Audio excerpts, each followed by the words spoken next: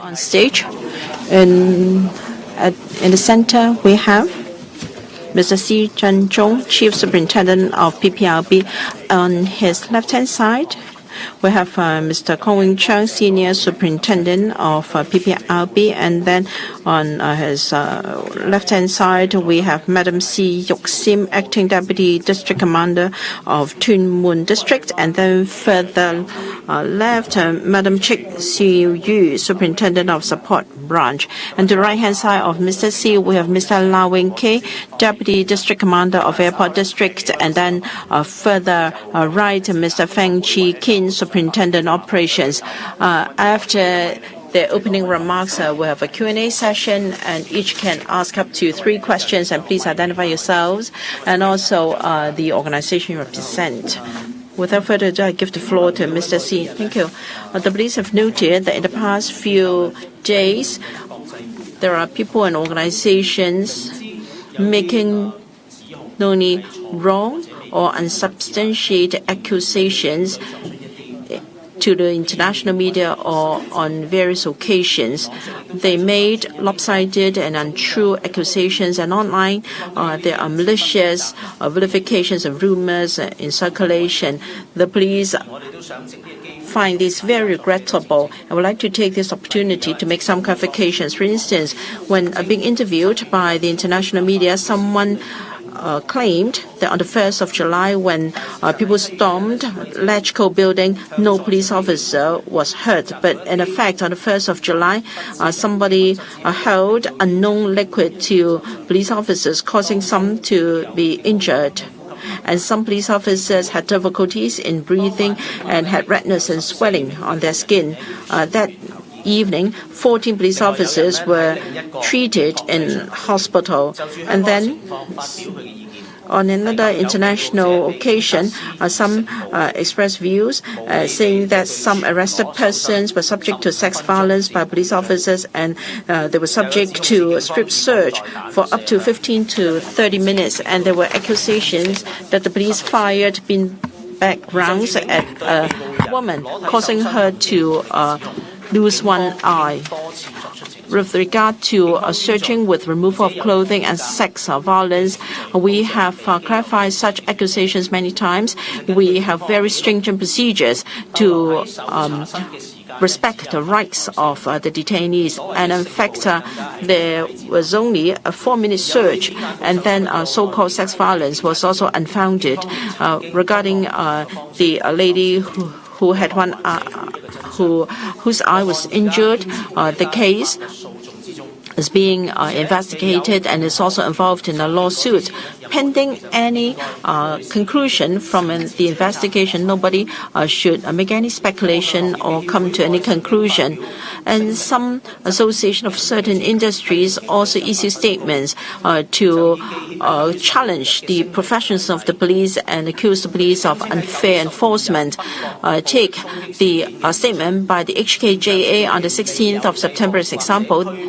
The statement claimed that at the clashes in North Point on the 15th of September, the police were accused of protecting a certain side and then turned a blind eye to the violence displayed by that party. In fact, even before the HKJA issued that statement, at the press briefing at 4 p.m. That day, I said that 33 persons were arrested associated with the case in North Point. And may I give you this information? As at today, regarding the North Point incident, 33 persons have been arrested involved in violence on that day. 5 were suspected to have assaulted reporters. Some of them were arrested as seen on that day, and therefore this is different from what was stated in the Hong Kong JA's statement that the police did not deal with the case on that day. In this anti-amendment incident, the police have received 27 complaints from Hong Kong JA with no names of reporters produced, though there were media agencies involved. After reflection by the police, HKJA said that reporters would approach the police, but as of today, only one reporter has approached the police to follow up, and we also reflected to the HKJA 2 days ago to urge these reporters to come forward to the police ASAP. Now, there have been knowingly incorrect accusations against the police, and online there have been repeated accusations against the police, and we have got many complaints from anonymous persons who hid behind face masks to make complaints against the police. Such unfounded accusations include mainland enforcement officers mixed in our police force, and there were accusations that the police have killed or raped certain protesters. Just today, at a certain post-secondary institution in Hong Kong, there was a poster posted smearing the police with things that are untrue. We would like to strongly condemn such accusations with ulterior motive. I have to stress that killing and raping are very serious criminal allegations, and they cannot be confirmed just by pure imagination by certain people.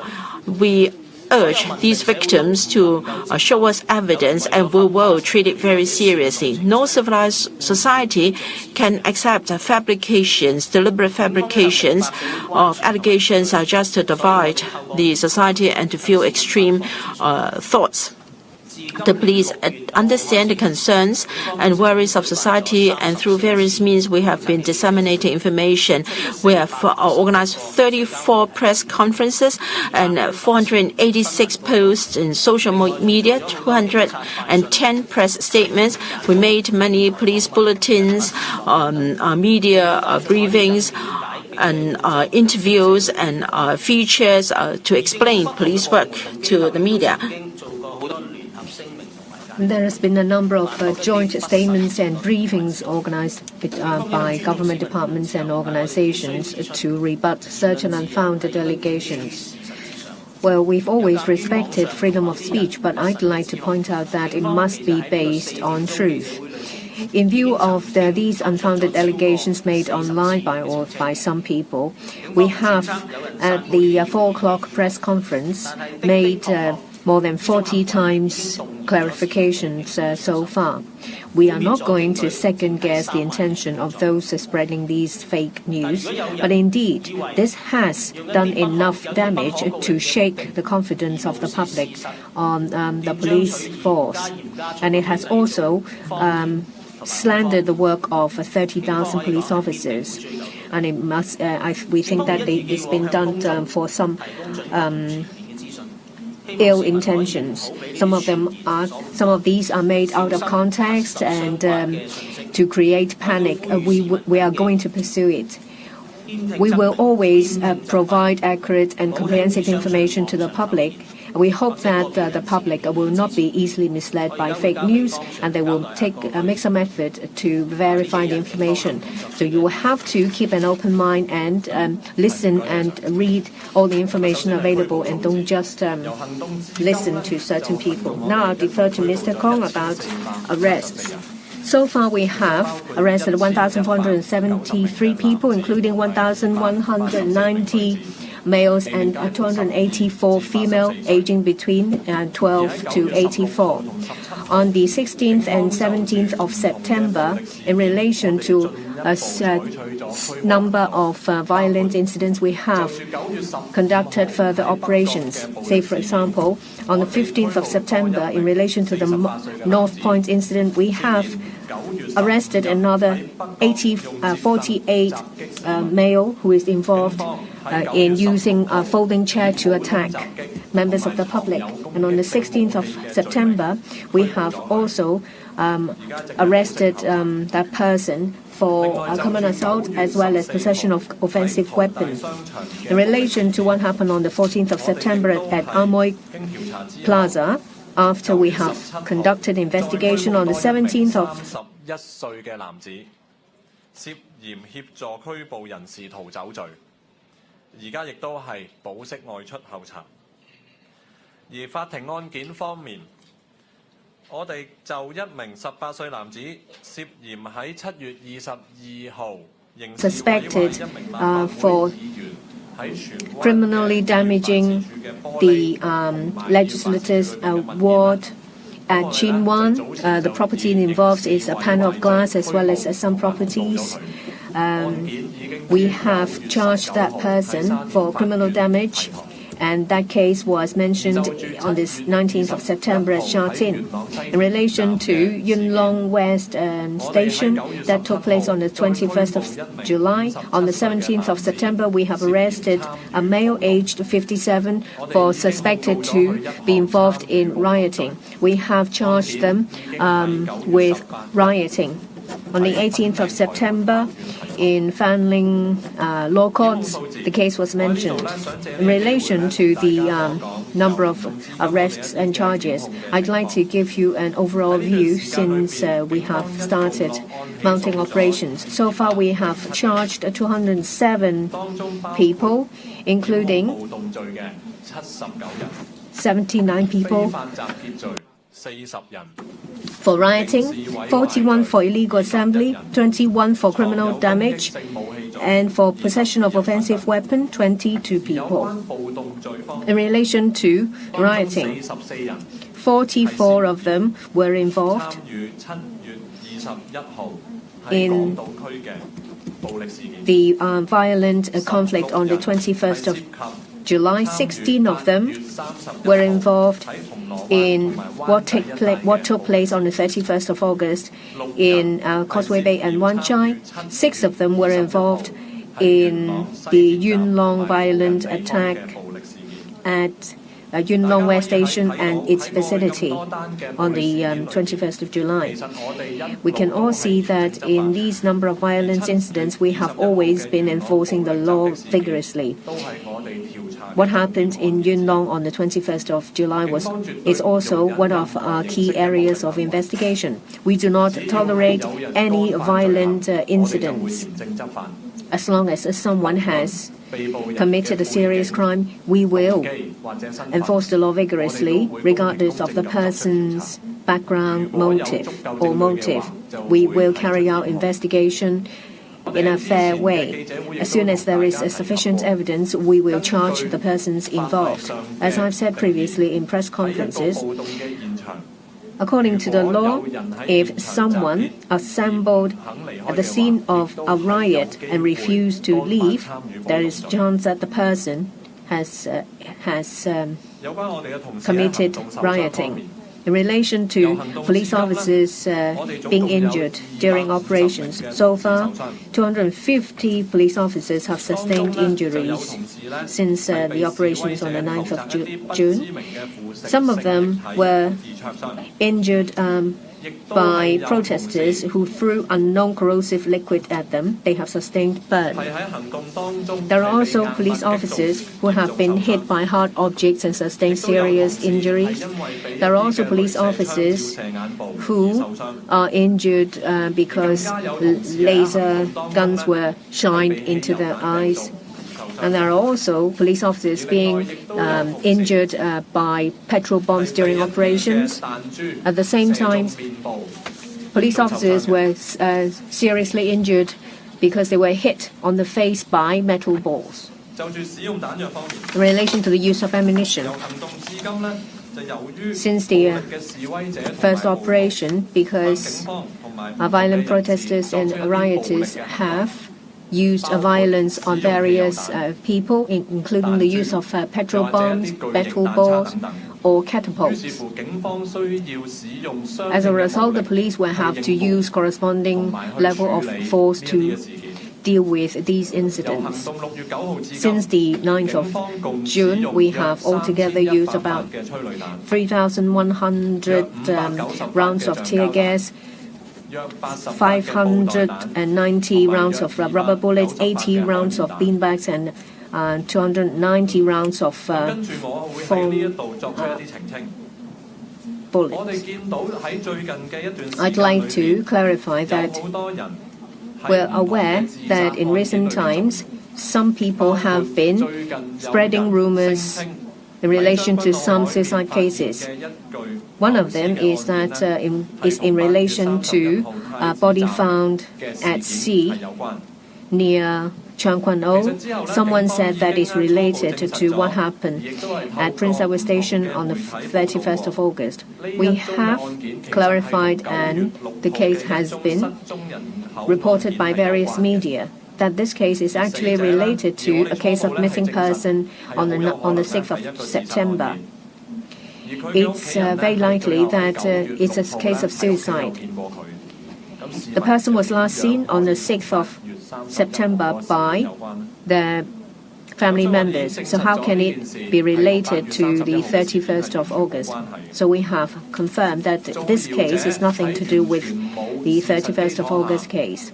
The people who spread the rumors have spread the rumor, and this is unfounded allegation. This is highly irresponsible. They have not taken into account the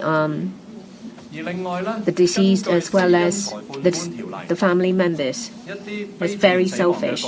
And under coroner's ordinance for unnatural death cases, they are reportable cases.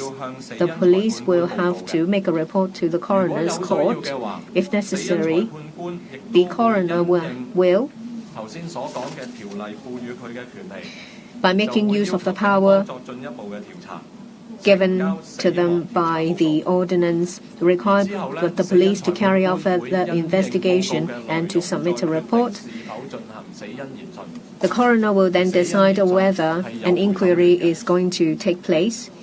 There will be a panel of jurors for such inquiry. And I have to say that in these cases, the coroner as well as the jury will be gatekeepers. They will hear the case in a fair and unbiased manner. I would like to point out that for these unfounded allegations, there is only one intention, which is to tear the fabric of society apart and to provoke radical emotions. And there is this image that is gone viral. This is related to an allegation of police officers raping, gang raping a certain person. This is highly irresponsible. This is fear-mongering. I strongly condemn the act of such persons. Now I give the floor to Mr. Feng to talk about issues related to the so-called Nanning War. Thank you. Good afternoon. Now I'd like to talk about the Nanning Wars. Before that, I'd like to show you a short video of about 1 minute.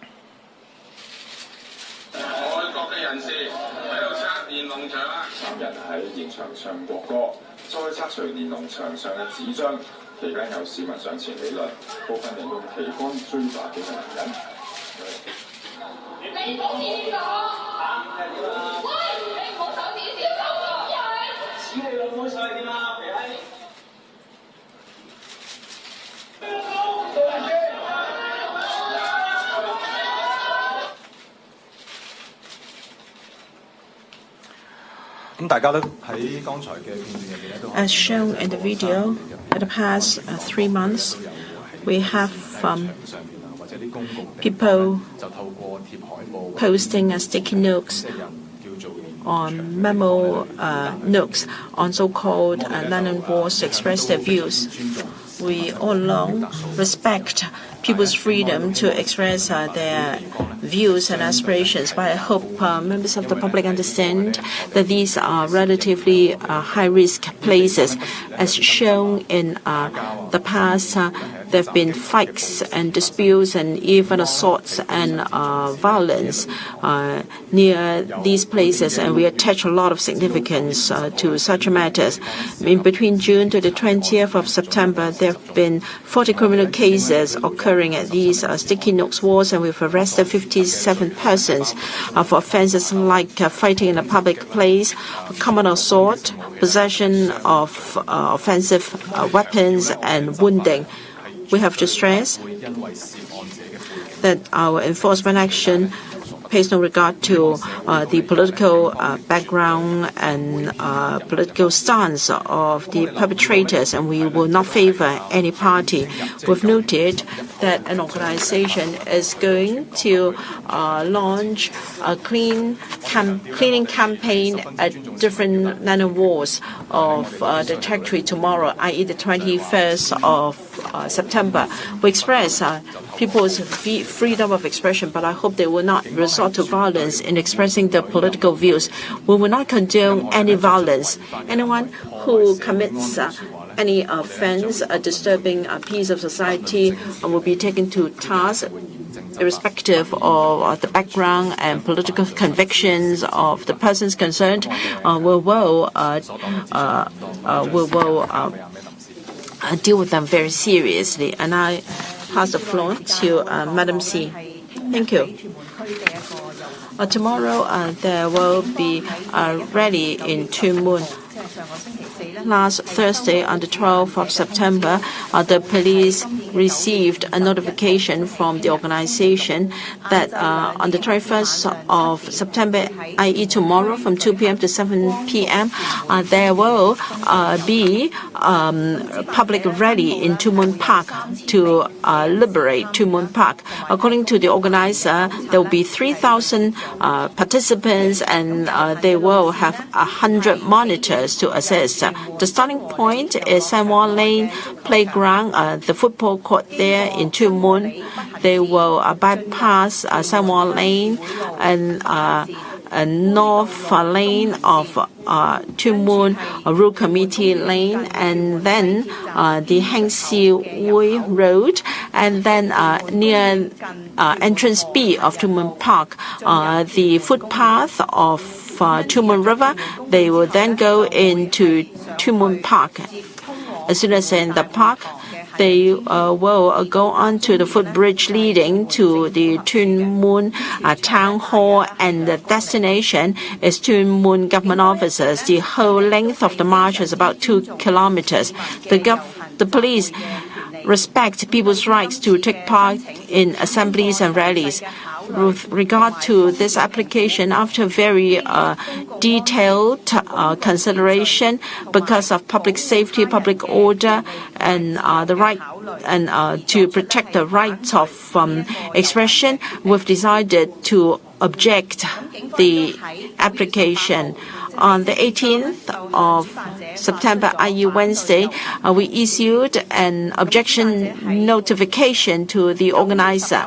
And on the 19th of September, Thursday, that is yesterday, the organizer lodged an appeal. This morning, the Public Assemblies and Rallies Appeal Board considered the case, and the appeal has been upheld. However, the Appeal Board has decided to shorten the rally time from 2 p.m. to 7 p.m. It will be changed to 2 p.m. to 5 p.m. The route will remain the same. And the police has immediately issued and no objection in principle notice to the organizer. We respect the decision of the board, and we will do our very best to assist the participants to express their views peacefully. And our objective is to ensure public safety, public order, and to respect people's right of expression. The police would like to appeal to all prospective participants tomorrow. While taking part in the rally, please follow the instructions of police officers present and express their views in a peaceful and rational manner. Please do not charge at the police. Do not vandalize community facilities or engage in any unlawful acts. Now I will give the floor to Mr. Lau King Wai, Deputy District Commander of Airport District, to say a few words. Good afternoon. The police have noticed that someone has appealed to people online that on this Sunday, on the 22nd of July, they will block the roads leading to and from the airport. We urge people using they appeal to people to use the Airport Express, the air buses, and also private cars to block the roads to and from the airport. I'd like to show you a video.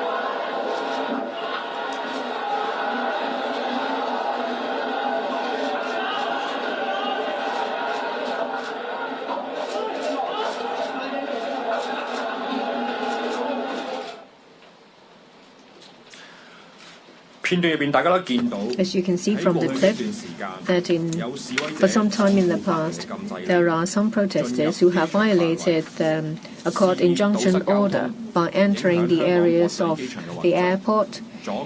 They have wantonly obstructed traffic and disrupted the operation of the airport. They have also impeded the proper use by passengers and visitors of the airport.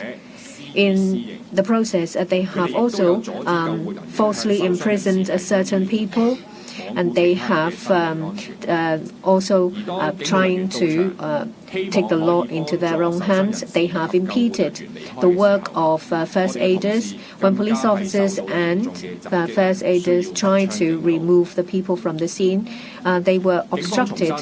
Police officers will have to draw a pistol to ward them off. On the 24th of August, there has been injunctions orders granted by the court covering the entire airport island.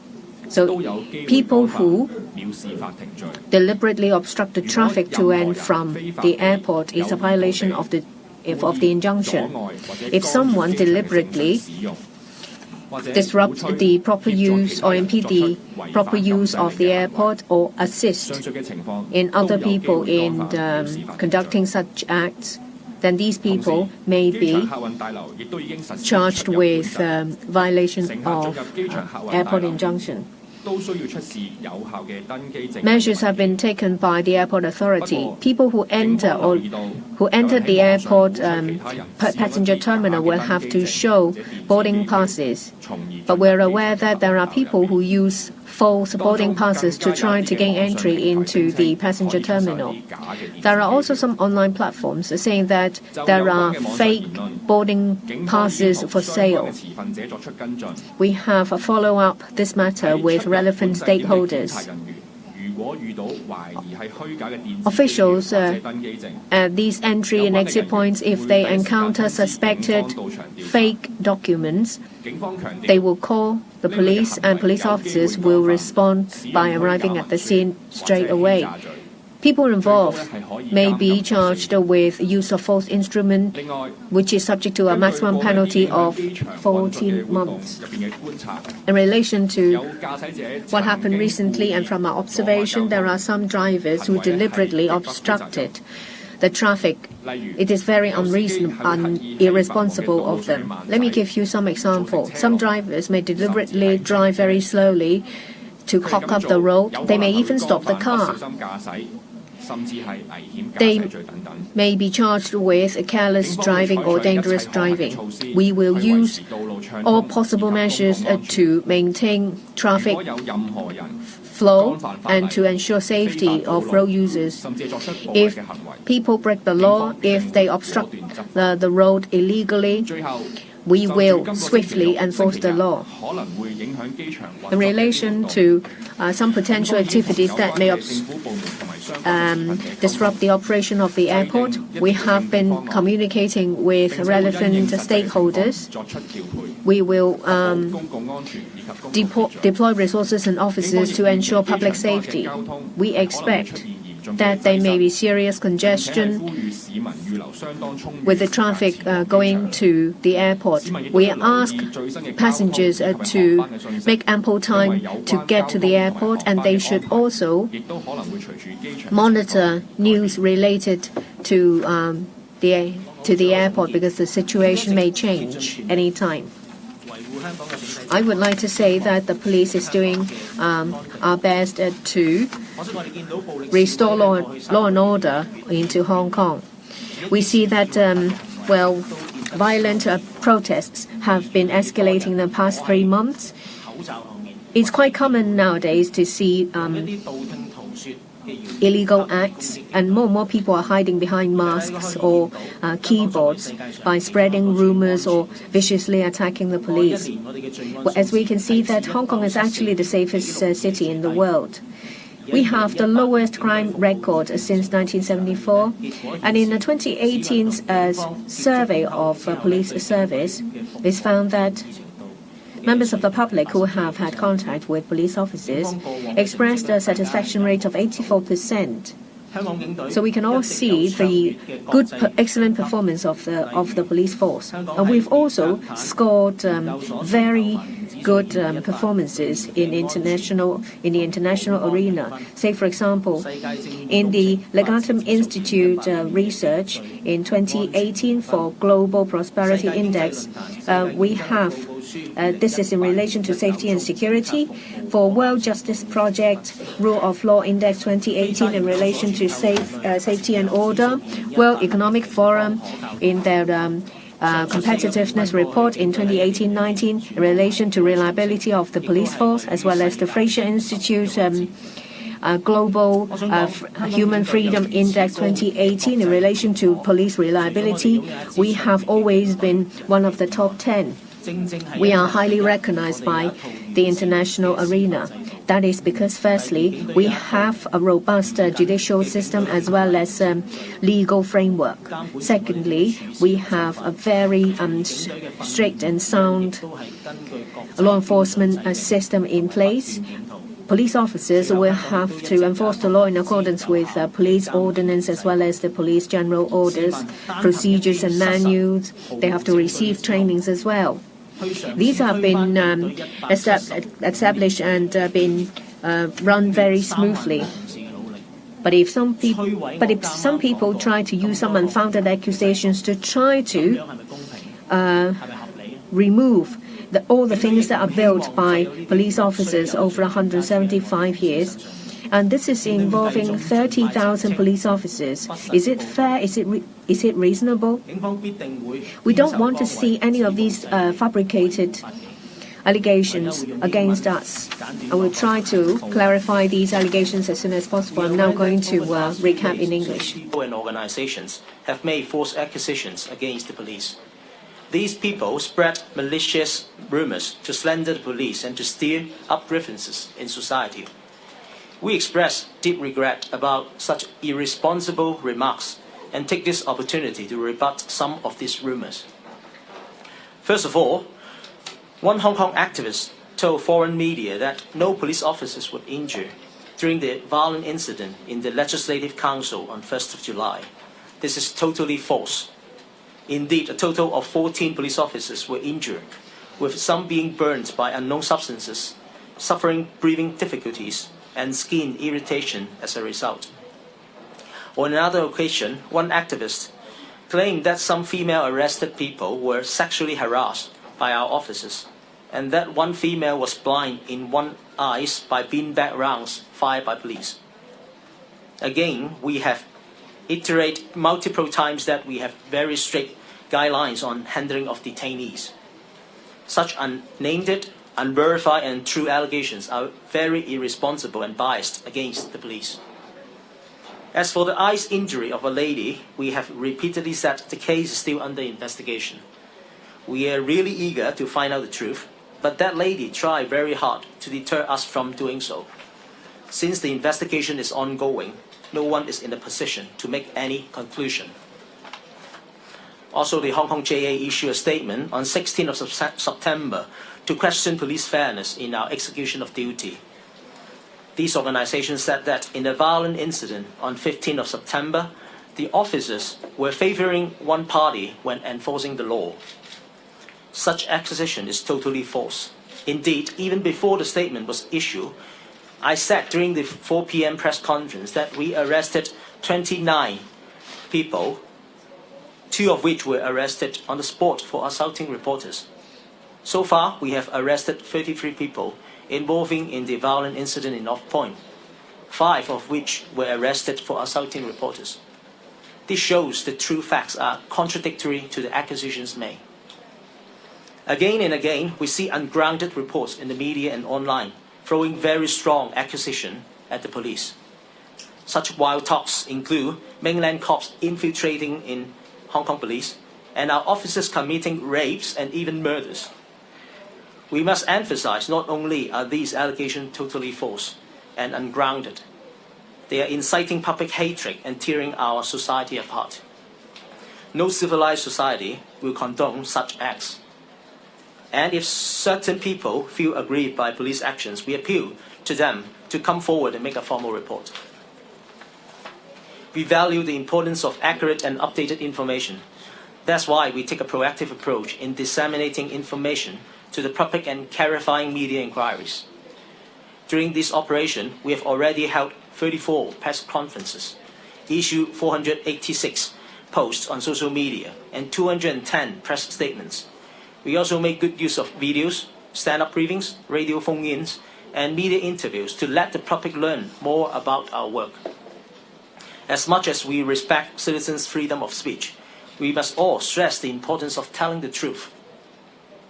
In response to online rumors and fake news, we have already made about 40 rebuttals. We do not tolerate any acts intended to slander our 30,000-strong organization, nor do we tolerate any fear-mongering tricks used by certain ill-intentioned people. We will continue to try our best to seek the truth in all we do. About Land on Wall, over the past 3 months, we have seen many citizens express their views by posting sticky notes on public space or walls of pedestrian walkways. While we respect citizen freedom of expression, it is clear that such locations are at risk of giving rise to clashes, scuffles, and even street fights. As a matter of fact, between June to 20th of September, there have been 40 criminal cases occurring at this sticky notes wall.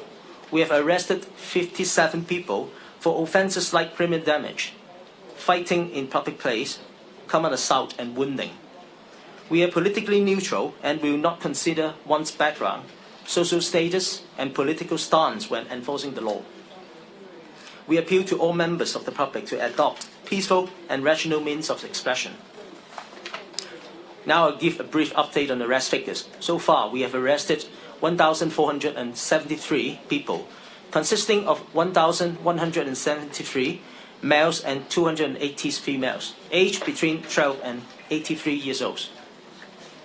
In conclusion, here in Hong Kong, we always pride ourselves on being one of the safest and most stable societies in the world.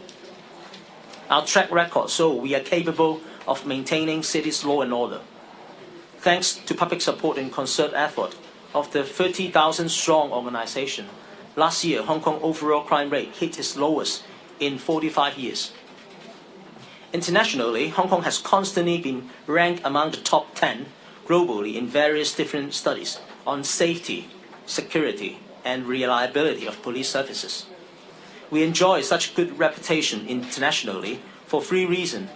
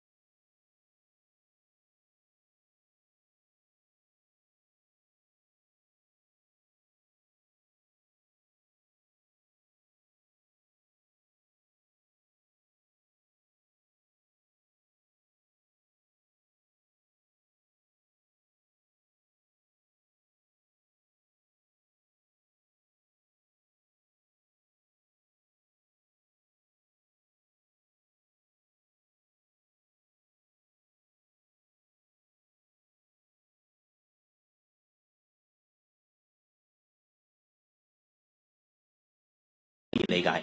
咁第二個關於我嘅回應咧，就係、我想講呢個報道裏面咧係報告咗好多即係佢受訪者佢報稱去到警署面對過嘅一啲情況，但係報告裏面就反而好少提及到佢被捕嘅前因後果後理。咁我諗好緊要咧，就係其實佢冇講到相關嘅被捕人其實拉佢乜，又或者佢被捕前其實佢做緊啲乜，佢本身有冇曾經反抗，佢本身有冇曾經係嘗試毆打警察。咁呢啲往往佢嘅行為同事前發生啲咩事係會直接影響警務人員喺拘捕佢嘅時候，究竟佢使用咗乜嘢適當嘅武力。咁呢啲咧，我哋喺報告裏面咧都暫時係睇唔到。咁所以咧，就住佢相關有部分嘅指控咧，我暫時絕對唔能夠同意。咁最後一個我想講嘅我哋嘅觀察咧，就係報告裏面咧，其實咧有21個人咧就話曾經係被拘捕。咁但係我哋睇到咧，其實全部都係一啲匿名嘅投訴嚟。相關嘅資料亦都零碎。我哋就算睇嗰21個案件裏面，唔好話佢個名，就算係邊一日邊個地點，我哋都唔能夠揾到。所以警方並冇能力，亦都冇辦法就住咁零碎嘅一啲資訊咧，去作出一啲好詳細嘅跟進。就住個報告，我哋亦都同我哋投訴科去做咗一個初步嘅校對。根據現有嘅資料，暫時睇唔到投訴科而家接到嘅投訴咧，同相關嗰啲案件咧有任何直接嘅關係。咁所以對於一啲匿名嘅指控係真定係假，我哋根本無從得知，亦都暫時冇辦法證實。咁所以咧，我就住呢一個報告，我想喺度做一個呼籲咧，我好希望相關嘅人士直接同警方提供資料。我哋對相關咁嚴重嘅指控非常之重視，亦都希望不偏不倚、嚴肅咁跟進每一個案件。我哋有一個好有效嘅機制，係監警會條例，亦都有投訴科。我希望佢能夠盡快同警方聯絡，將相關嘅指控嘅詳情交俾我哋，我哋必定會嚴肅咁樣跟進。下位，第二行 RTHK。港台想問翻，即係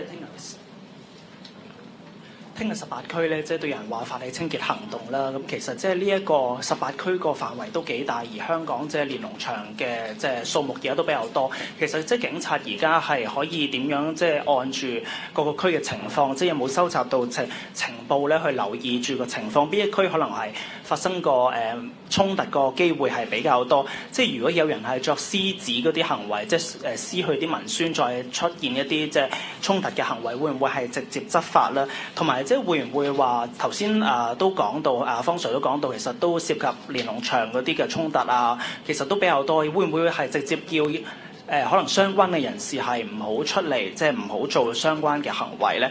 另外就係即係都有講警方即係日前都有接受到訪問啦，內地傳媒嘅訪問就有講到話，即係記者即係有部分人咧就濫用記者身份啦，即係可能話挑撥到現場嘅情緒。想問下，即係其實會唔會咁樣咧？係又話認唔到即係示威者或者係記者嘅身份咧，其實係入咗記者數，令到咧即係可能記者咧都俾人咧係有一個係示威者一部分嘅印象，同埋都有講到話係話嗰個統一發放記者證嗰個問題咧，即係而家係冇呢個咁嘅單位，會唔會話其實日後警方係有意咁樣做咧？唔該。我先請阿方 Sir 答第一題，翻嚟我會答翻第二條。唔該。好啊，唔該阿 Sir。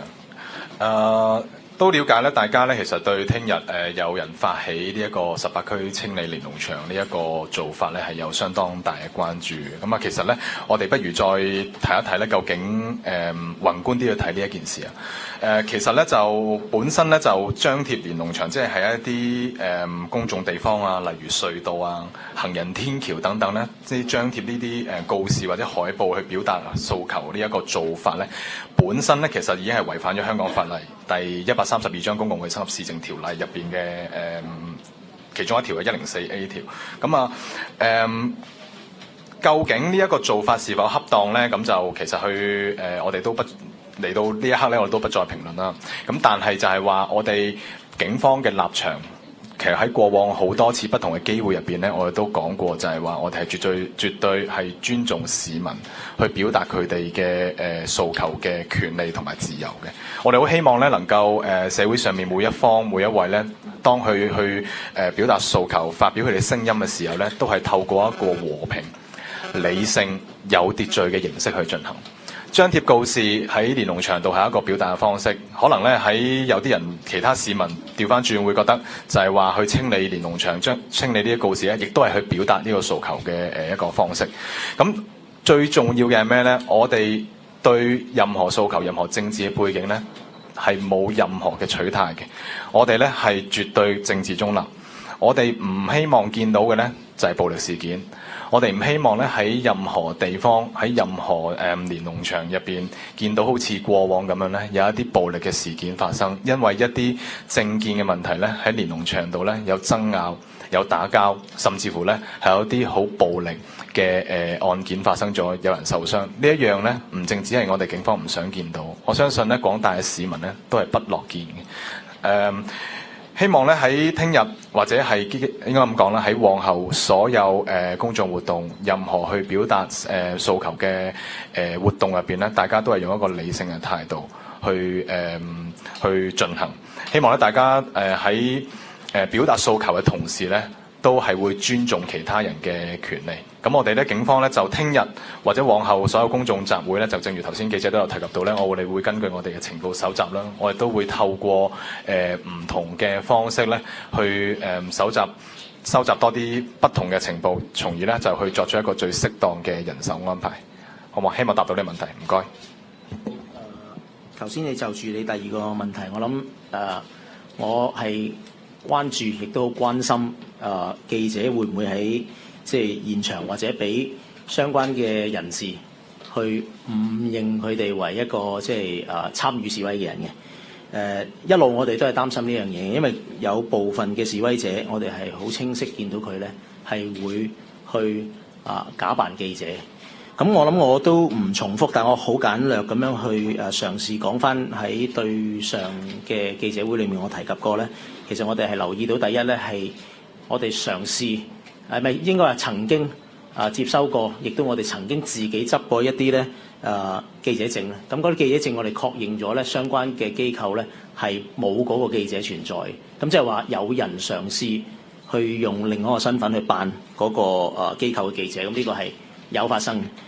咁第二咧就係我哋嘅傳媒聯絡隊喺現場咧，的而且確好多時嘗試去同一啲我哋相信係記者人士接觸嘅時候，佢係會走嘅。咁嗰啲我哋確認唔到佢嘅身份。咁第三類咧就係有啲我哋完全唔認識啊，即係大家傾都好，完全唔清楚，但係亦都唔喺一啲即係體制下我哋見過嘅一啲傳媒機構。咁往往嗰啲機構嗰個行為同大家在座就爭好遠嘅，佢哋係冇你哋即係或者大部分嘅傳媒係咁明白或者咁專業。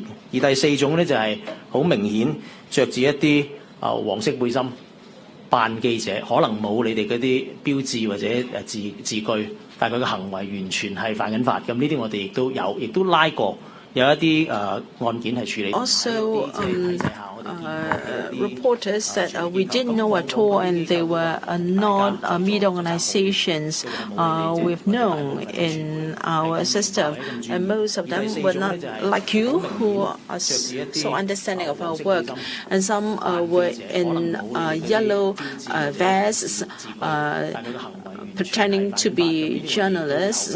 They may not have any cards, and what they did was obviously against the law, so we've arrested some of them, taking follow-up action. In June, we have discussed with management of some media organizations, and one of our greatest worries is there are people who deliberately posing to be reporters at demonstrations or at violent clashes. I hope you can sort this out, because if this is not sorted out, there may indeed be misunderstanding.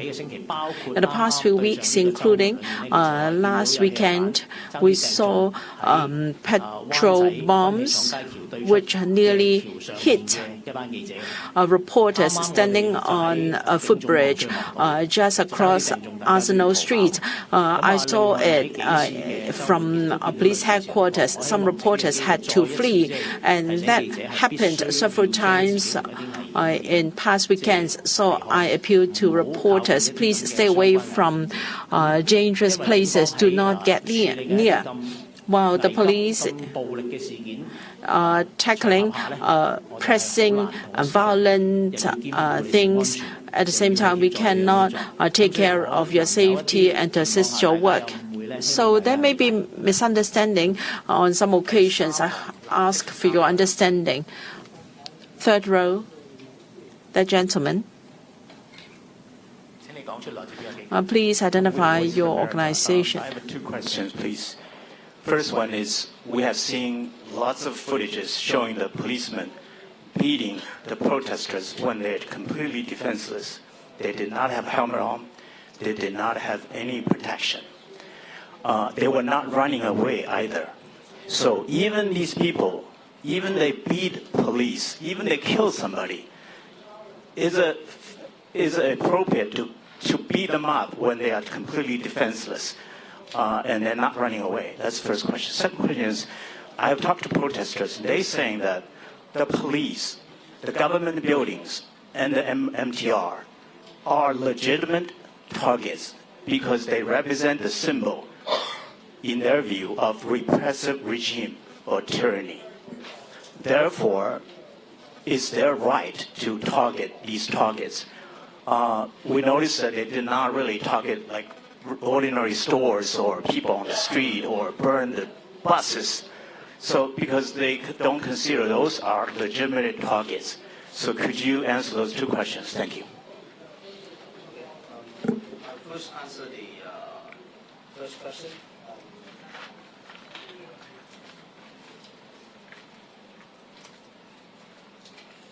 Regarding the use of force by the police, I think the acquisition of force is basically sometimes a snapshot in a news report or a few seconds or minutes in a video might make it look like the force is excessive.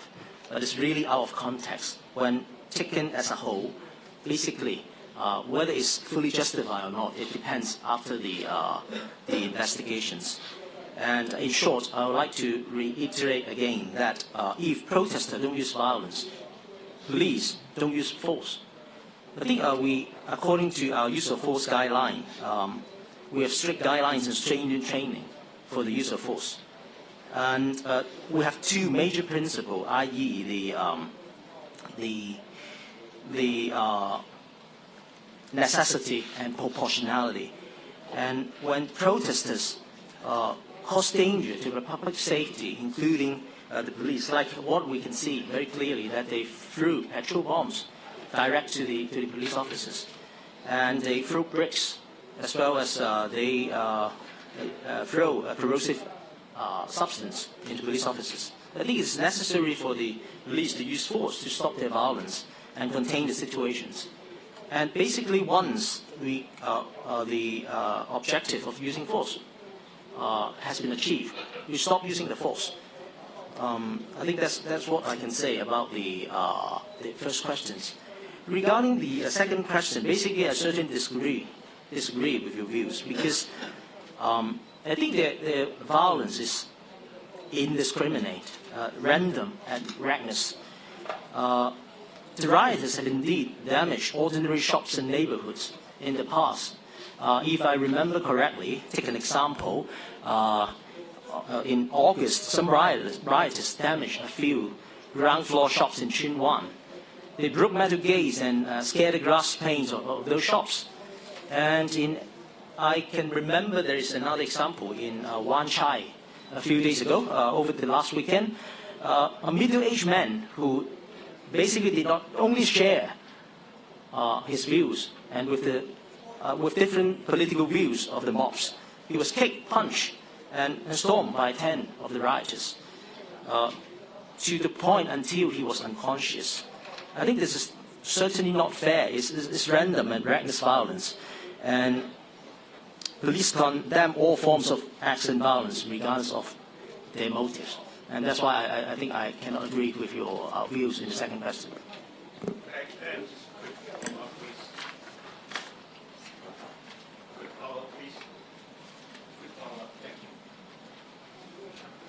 Regarding the first question, your answer, the Amnesty International actually said very clearly, the evidence leaves little room for doubt. The police is in apparent thirst for retaliation. So in your view, if the protesters beat up the police, okay, just injure them, is it fair for the police to beat back when the protesters are already defenseless? They're not running away. They don't have any weapons in their hand at the time.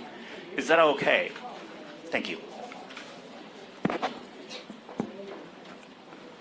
I think at some moment or at some time when the protester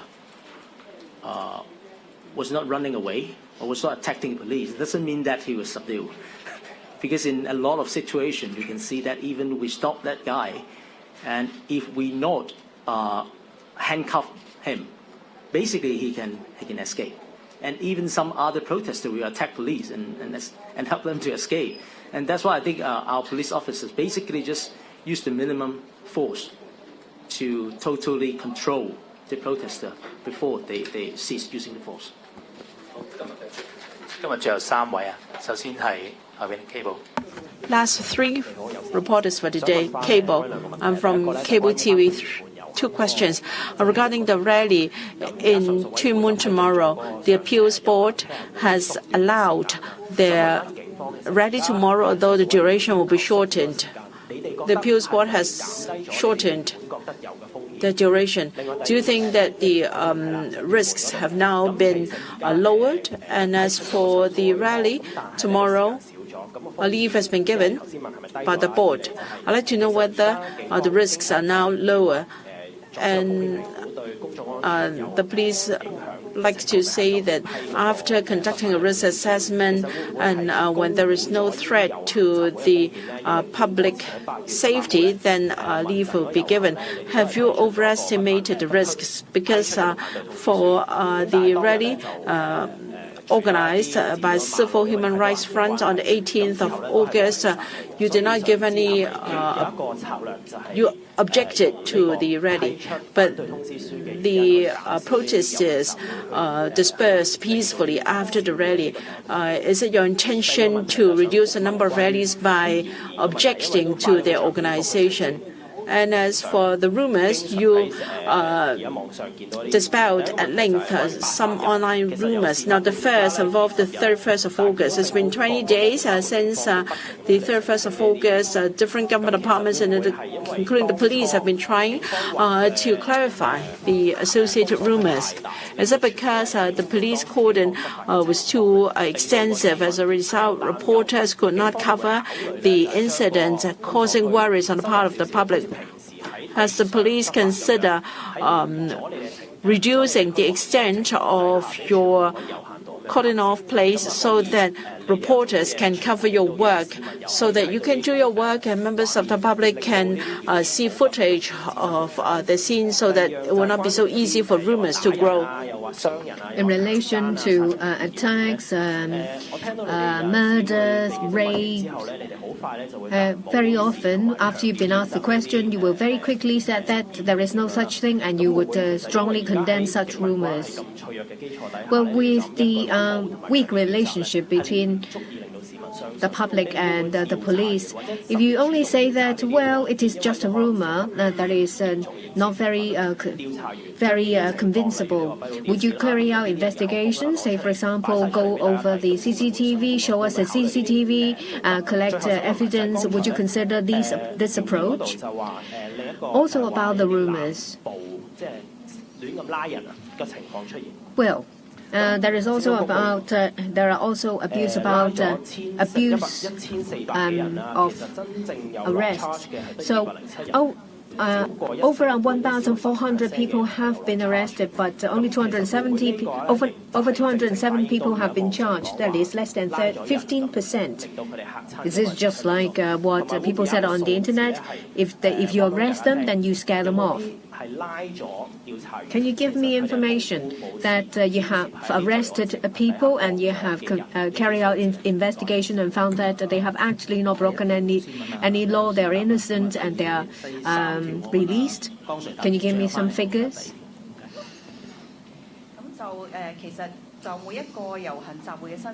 In relation to every application for public order events, we will conduct independent risk assessments to prevent radical protesters to seize the opportunity of a peaceful event to engage in violent activities. There has been violent incidents after peaceful events. They have escalated the violence. They have thrown petrol bombs. They have committed arson. They have also attacked people who tried to take footage of them. We have conducted assessment by taking into account the route, the topography, the number of participants, etc. We try to prevent violent conflicts, and we try to strike a balance between that and freedom of expression. We respect the decision of the appeals board. The duration of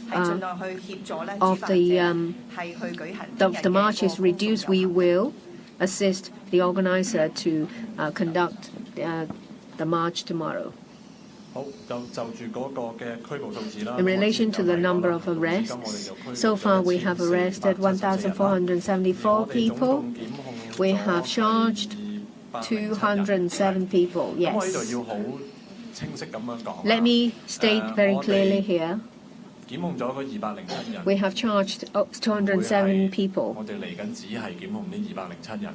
We don't stop there. Before we lay charges on these 270 people, we have already talked to the Department of Justice. If there is sufficient evidence that they will be prosecuted. If the offense committed is serious, we would choose to prosecute them immediately and take them to court immediately.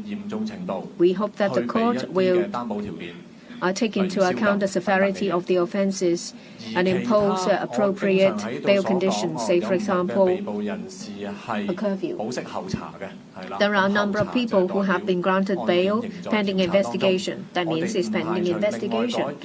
We don't rule out the possibility that for the 1,200 people, after investigation, we'll continue to charge them. So at this moment, if you say that we have only charged 207 people, that is premature to say so. You asked if we have figures as to those who have been released. We don't have the figures here. For those people who have been released for the time being, it doesn't mean that we have stopped investigation. There are some arrestees who have refused bail, and we release them for the time being. It doesn't mean that we have finished with our investigation. So we do not agree that the police have made arbitrary arrests based simply on the figure of 207 people. The same reporter mentioned about this.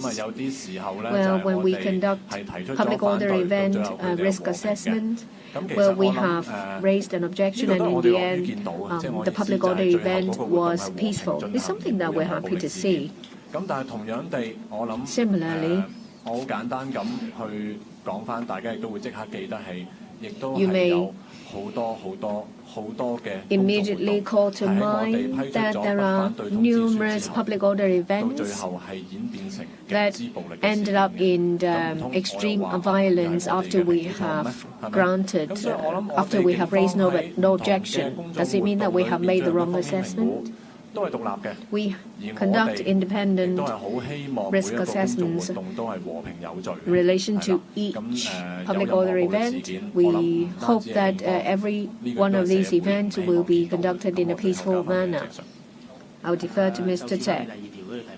About your second question, you talk about rumors and then you jump to 31st of August about the locations with press coverage. We absolutely respect freedom of the press.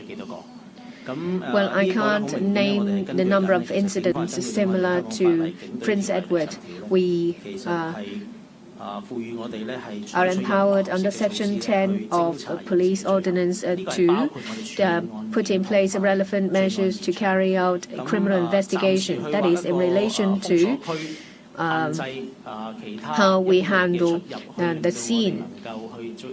We cordon off certain areas so that our action will not be impeded. It is not something that hasn't happened before.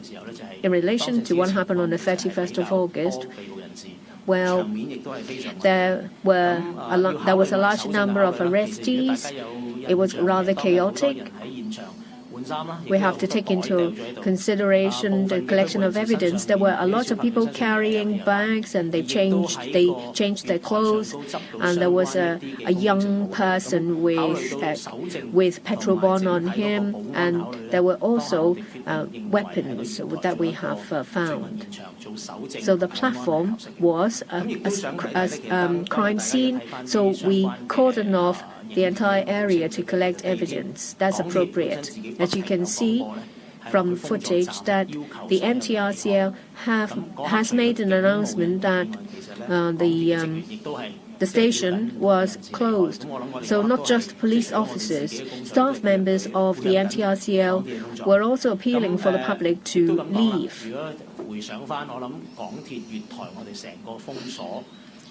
We cordoned off the entire platform of Prince Edward Station. That is not the first.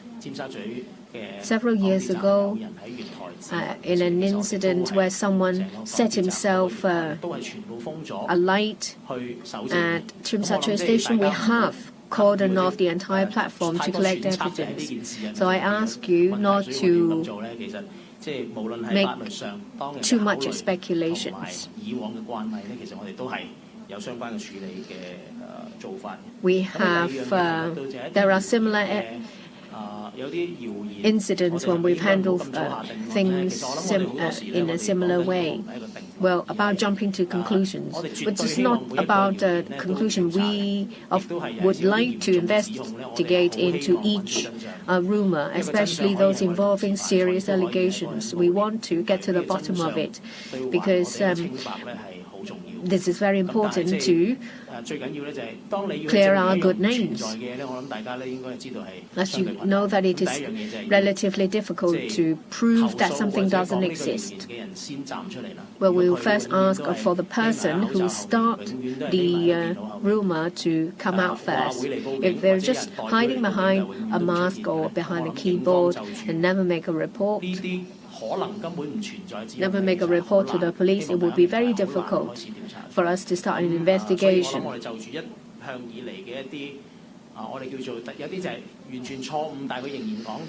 Well, there are some allegations that is completely untrue, and there are also some allegations that is not supported by any evidence whatsoever. We ask people involved to come out to give us the evidence. We will deal with it fairly.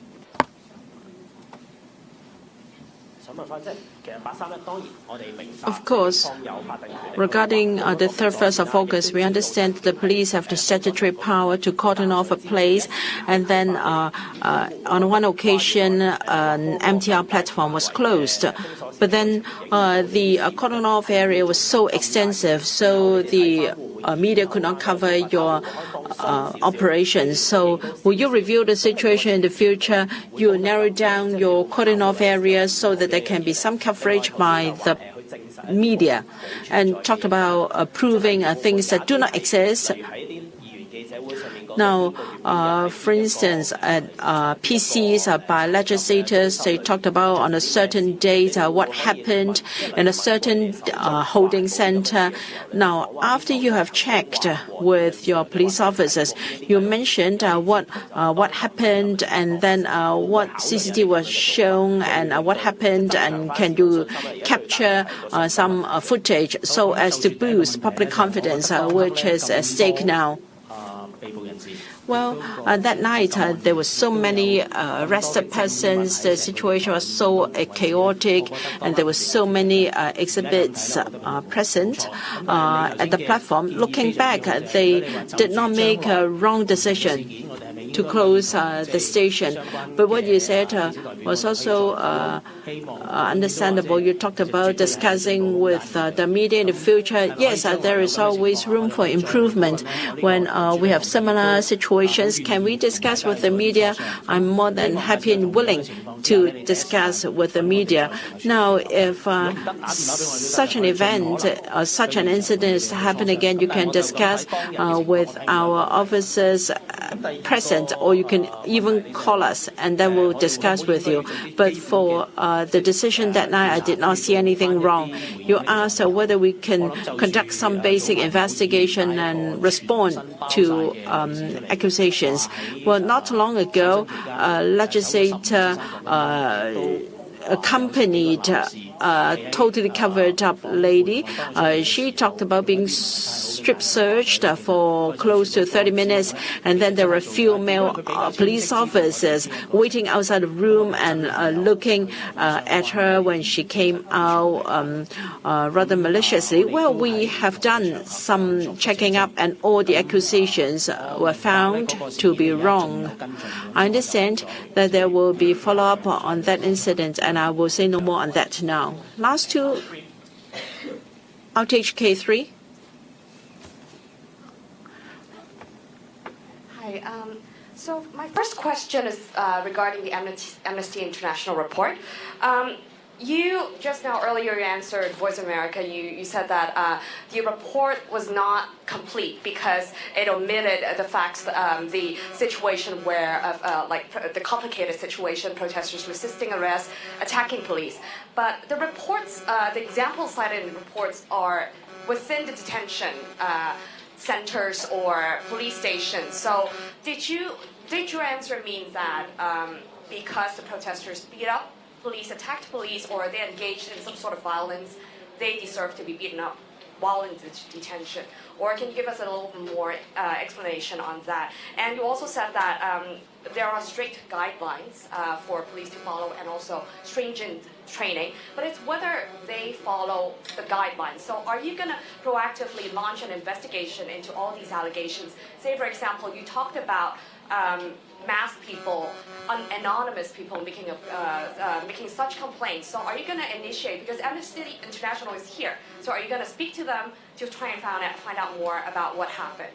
And the second question is about lawmaker Junior Ho having this cleanup campaign tomorrow.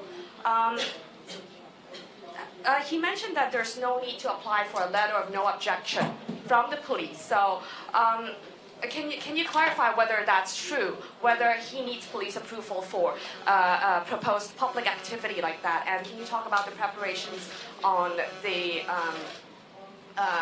expected violence or confrontations across Hong Kong? And my third question is that you said the Hong Kong Journalists Association is being unfair in its statement on what happened in North Point. One of the the crux of the statement was that while at the scene, it's caught on footage that the attackers were let go. And that's why the attackers could attack more people afterwards, before he's arrested. So can you clarify that point? Why did police do that? Why did police let the attacker go in the first place? And also, you updated us on the number of people arrested, especially linked to those who arrested journalists. Any of them, are all of them charged? Thank you. First invite Mr. Fong to answer the second question, and I will answer the first and third one later. Okay, thank you, sir.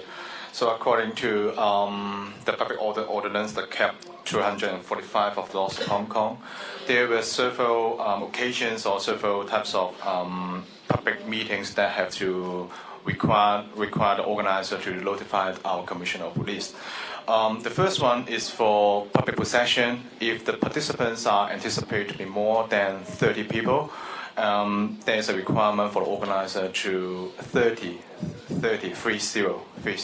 to notify police. And for public meeting, if the number of participants is expected to be over 50, the organizer should do the same to notify the Commissioner of Police. That is the requirement of the law.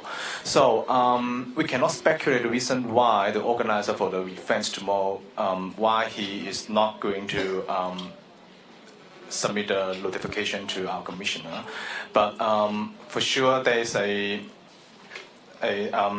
is likely that the number of participants is anticipated to be below 50 if there is a public meeting. As I've mentioned for several times in my speech before, we would like to advise all people, all members of the public, when they are going to hold a public meeting, when they are going to express their view in whatever sense, we would like to advise them, encourage them to organize their activities in a peaceful manner. We respect the rights of expression. We respect the freedom of expression and demonstration. But we would like to say that that is the public value for all events to be conducted in a peaceful and orderly manner.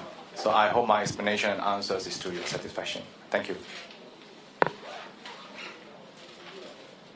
First, invite Mr. Kwong to answer the third one. Yeah. Actually, when the police handles a large-scale disturbances or of factors, including the available manpower and the level of violence resort by the violence protester or the opposite party. Our main aim is to ensure that we could control the situation as soon as possible and to avoid further violent actions by any of the parties. Our officers always encounter the difficulties to have a full understanding of the situation because they do not have the privilege to watch all the live video coverage like us. So they could only assess the situation based on the information available as in. And as I have mentioned, their main aim is to control the situation and to avoid the further spread of violence. But please be rest assured that even if no immediate arrest was made as in, it doesn't mean that the police are not going to pursue the case. Just like the North Point incident happened in the last weekend, we have so far arrested a total of 33 people involving in this event, and in which 5 of them are suspected of attacking reporters as seen. And also, a number of these arrests are made after a thorough investigation by our criminal investigation team. So I have to reiterate here that sometimes we may encounter difficulties to control the situation or to make immediate arrests as in, but we will ensue every single case of violent incident, and we will try our best to investigate every case thoroughly and to make any possible arrests. So the 5 of them, have they been charged, and what are the charges? I'm sorry that I don't have this information in hand, but maybe I could reply this through the newsroom. Thanks. Okay, for your first question, I think I must clarify that I did not say that police can beat up arrested person in police custody, and no matter what they did, actually did before they were arrested. what I mentioned or said about this report is that police are aware of this report released by that particular international organization. And we see some missing links in that report, and that's why I cannot agree with all the allegations. Those missing links, including they basically did not mention clearly about the social environment in Hong Kong in recent months. And I must re-emphasize that we are facing unprecedented challenge to the rule of law. And police are duty-bound to enforce the law impartially in these situations. But given this social environment where a large amount of radical protesters break the law recklessly, it is increasingly difficult for police to enforce the law. And what you ask in your question, I think I would like to give you a feedback that we are aware the organization claimed that they have interviewed 38 people and 21 arrested people. And the report gives no details on their identities or even exact day or location of their arrest. I would say that such anonymous report are unfair for the police because as we have no way to verify the information or even do the fact check because they just mentioned about the month, June or July, and the district he or she was arrested. They didn't mention the exact location. The lack of this basic information, like what I said, the exact day and location of the arrest, make it impossible for the police to follow up and investigate into such allegations. I mentioned before that we are very concerned about the allegations, and we pledged that we will look into every single case and allegation very seriously and critically. But basically, we need to get the details. And that's why, if evidence warrants, we will take further investigation, definitely. But Amnesty International, one of the points that Amnesty International made was that people are afraid to come forward because there's this broad fear of retaliation or broad fear among the public or those who make the allegations. So are you going to go ahead and get in touch with Amnesty International, maybe to get more information from the people who they interviewed, or you're just going to stop there and just after your denial or your rebuttal on the report? I don't think they don't need to be feared about the Hong Kong Police Force. We investigate all our cases fairly and professionally. I would suggest that they should come forward to the police and give us all the details. I pledge that we would look into every single allegations and cases very seriously and professionally. 今日嘅最後一題，好，嗰邊。 Last question of today. The person in the striped top. I'm from the Apple Daily. First of all, I'd like to ask about the report of Amnesty International. There are some details mentioned in the report involving a police officer threatening to electrocute someone's genitals, and also another officer using laser pointers shining into someone's eyes. Are these acceptable behavior? Mr. Jie said that there is little information. There is no way for you to take the initiative to carry out an investigation. Can you clarify? There are 18 people who have sustained injuries after they've been detained. It's not a small number. What measures or what actions will you take to follow up on this? Another question is about tomorrow's cleaning campaign. There has been a lot of information on the internet saying that there may be people coming from outside Hong Kong. There are also screen captures of some chat groups making it very clear that they would go to certain areas to attack people of a different political view. Well, this is obviously an act that violates the peace, that breaches the peace. with such information available and the campaign is going to go ahead, isn't this unlawful assembly? And the person who advocates it, hasn't that person committed the crime of unlawful assembly? We have seen a series of violent confrontations, and there are also high-risk areas. So what deployments or what plans have you made to give members of the public peace of mind about tomorrow?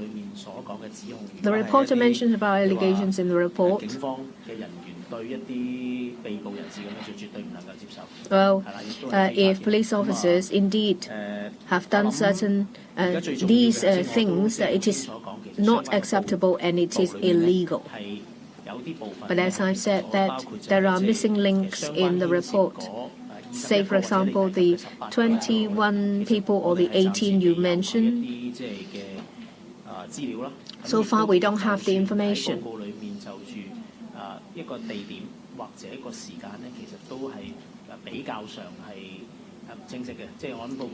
And the information about location and time is not clear. It just mentioned about the month.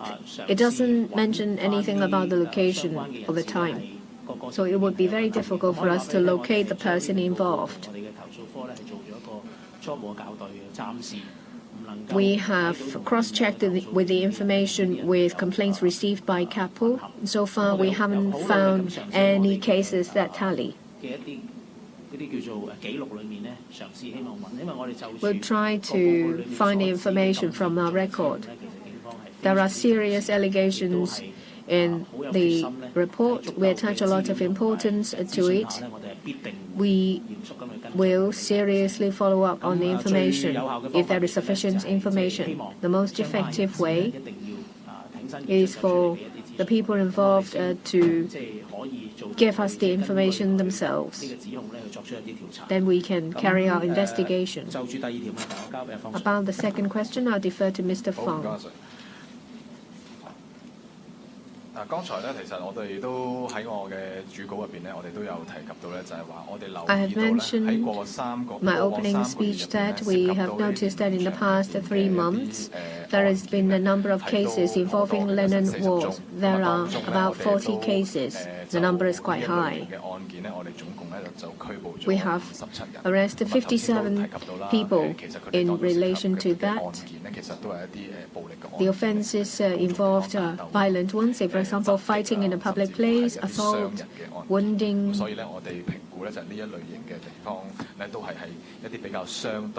So we assess that these areas are high-risk areas. In relation to this cleaning land and war campaign initiated by some bodies, is it equivalent to unlawful assembly? At this moment of time, I don't think you can say that. Well, under CAP 245 Public Order Ordinance, unlawful assembly involves 3 or more persons who commit a breach of the peace.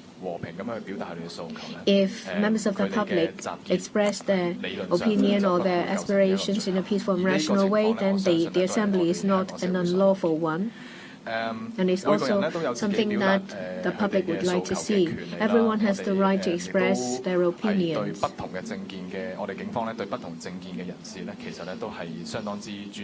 We respect different opinions.